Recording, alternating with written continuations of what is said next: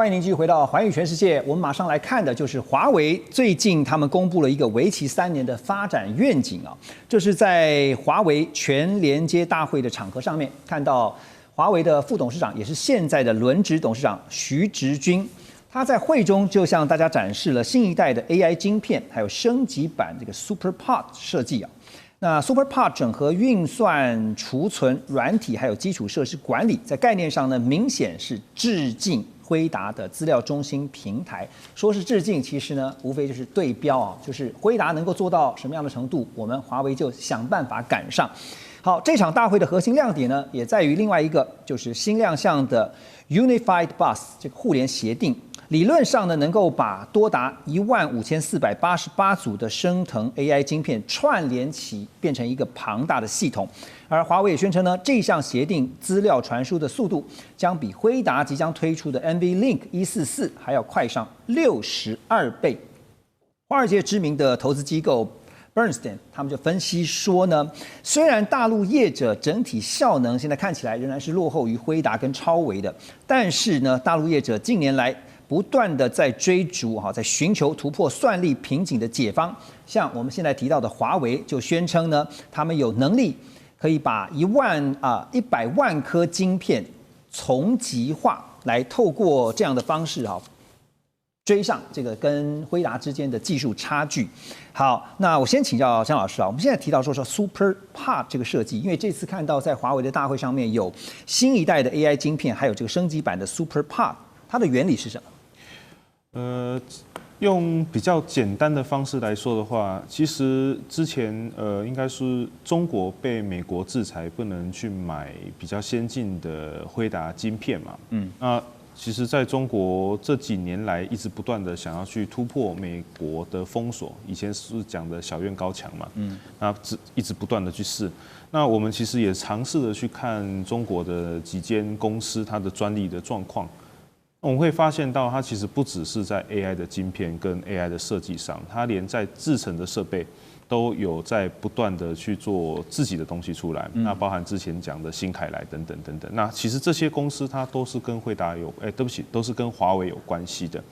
因为你不可能凭空生出一个半导体晶片，或凭空生出一个什么新的技术。那主要还是要靠怎么样去做它。那怎么样做的状况下，就是要去设备。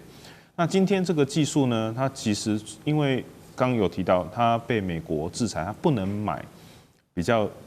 应该说先进的设备，然后来去做我的先进的半导体晶片，所以我就得用某种程度的方式去把它串联起来，来达到我现在所需要的算力。那比如说我从住平层，然后再做到变成住高楼，那让我的资讯的串联速度能够变得很快，来达到现在那个辉达它的需求，大概是这个样子的感觉。然后，请说，没事，请说。对，那刚刚我们提到说，现在华为也宣称说他们可以用100万颗晶片，然后用从极化这个技术，然后呢达到的效能其实不输给辉达。是，所以这个从极化又是什么呢？从极化就像我刚刚讲到的，就是把它全部连在一起，能够让我里面的资讯能够跑得很顺畅，然后能够沟通得很快。但是这个从极化会遇到一个什么问题？就是我今天把它叠高的时候，它的散热怎么办？那我的资料传输的时候，如果假设这100万颗当中有一颗坏掉，它会不会整个都坏掉？那也会有点像是我们之前在台湾很引以为傲的 CoWoS。那我就是把很多杂七杂八的系统全部都叠在一颗晶片上。那华为这个其实也是类似 CoWoS 这种感觉啦。那我们讲个比较台湾人可以理解，因为台湾人每个人都对半导体算是非常的了解啊。好，那如果这个万一一个坏了怎么办？那万一叠坏了，万一粘坏了怎么办？所以大概是这个样子。所以它的关键在于未来的散热技术。其中有一个是非常关键，就是散热。对，不只是散热，那再来是怎么样它连得比较快，怎么样把它粘得好。对 ，OK， 都是可能未来需要观察的一个方向。好，其实提到了华为不知道大家有没有注意到，说华为从2020年那时候失去了台积电代工合作的机会之后呢，已经有好几次都没有发布新闻稿。然后呢，就直接告诉大家，他们出价就是说上架新的产品那9月18号，刚刚我们提到的华为全连接大会呢，这次呢更是看到规模比照辉达的新品发表会，也大肆的宣传。而且呢，刚刚我们提到这位徐直军，他也详细的向外界来介绍华为的公司最新技术，而且呢，很高调的发布了未来整个华为的大战略跟大蓝图。好，那所以大使怎么看？因为当华为每一次有这样的一个重要的大会，美方也在看，美方当成观众来说，当然他不可能只是当吃瓜的观众哈，他们也看。那包括像是听简报的美国的商务部啦、国务院啦，甚至是白宫，川普也许真的没时间看哈，但是他会底下的这些幕僚会看。美方看到之后，您觉得他们会有相关的什么反应或动作吗？就继续赌那个好像一面墙哈都在漏水，继续赌。哎，好像就是他继续那个漏水地方把你堵起来，基本上就是要你死，就是这样，哎，就是华为要你死掉。那问题就变成华为也很带种，他跟美国对打的时候，他通常都说：“我告诉你我要怎么做，我告诉你我怎么做，我东西出来我也不藏着掖着，我就高调宣布，老子又突破一点了。”他就是这样子玩啊。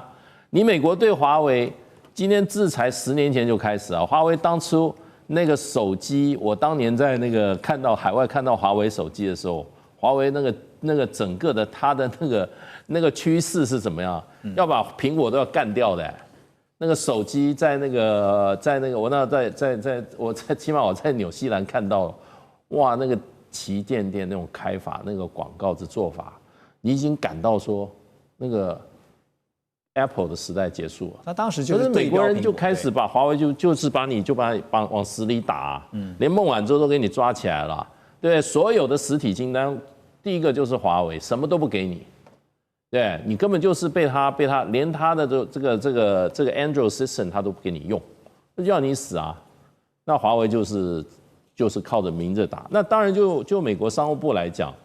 他基本上还是在继续怎么样卡你这个发展的，就是说你致力发展的这个机会嘛。不，前一阵才把这个 HBM 也给它禁掉了，对 ，HBM 也禁掉了。然后呢？这一部分我觉得还会基本上还会对它的周边的公司啊，比如说啦，今天华为做光刻机的好几个公司，我听说有3个公司啊，它列入实体清单啊，它去查你不准卖嘛，它不准卖啊，你所有的这个技术、你的设备就技术把你卡掉，所以美国就是不断的卡你，然后呢把你东西都明着来啊。那现在来讲，我觉得就是说。美国会发觉越来越可能，就是说，在实际上这个长远的来讲，对中国大陆来讲，你逼着他做全产业链的发展，对，不但所有的关键这个零组件他自己做，他连设备都得自己做，他本来还不会进军你这个设备，就是半导体的设备，哎，你现在搞不好做连设备，你像他现在搞这个光刻机。没事就给你公布一下，我又搞了一个什么新的什么专利，我这个上海电子微电子又怎么样？我的这个哈工大又有什么？他就不断的在这边突破，所以我觉得就是说，美国跟国务院跟白宫基本上现在没有改的方向，就是继续赌它，继续赌。哎，看哪里有漏洞就赌它。大使点到一个重点啊，全产业链的发展是被逼出来的哈，所以不管是硬体也好，软体也好，特别讲到软体哈，这个 Android 不给了以后呢，华为自己就做了一个 Harmony OS 哈，鸿蒙的系统哈。那当然这个。接下来在半导体的竞争之后，现在看的就是 AI 的算力啊，尤其人工智能这一块，将来一定是兵家必争之地。阿里巴巴呢也向市场传递了一个明确的讯号啊，在24号他们宣布要扩大 AI 云端基础设施的投资，说未来3年呢要投入将会有超过今年2月所设定的3800亿人民币的计划，而且呢要发布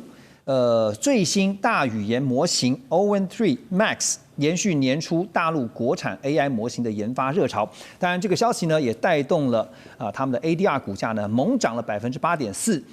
到了176.76美元。好，所以说这个看来啊 ，AI 不但会是中国大陆经济产业成长的引擎哈，也会是 A 股的引擎吗？那这两者之间有什么不同？聂老师，你的观察？当然，我们股市是经济的橱窗，大家都是全民运动嘛，这两者本来就是很互动的。那 AI，我们大家都知道 AI 是我们的未来，你懂 AI 就有未来，对不对？AI 很清楚嘛，我们从数字来讲，只要你 AI 推动了整个这个产能的这个结构的变化，然后一直往上推动 ，GDP 一定会成长。然后当然会有一个良性互动，它实体中呢，当你 AI 的这个实体经济成长之后，当然就会回来让我们的 AI 的这个未来的这个资本的支出会更好。而我们现在世界就是需要所有的 AI 的动能，因此呢，这个 image 被所有的在投资股民知道的时候，当然股市就会好。所以我觉得这两者之间呢，你说有不同吗？当然它是两个东西，但是呢，实际上在 AI 推动之下都会往前推。我们在经济学有个很有趣的东西啊，叫做 economics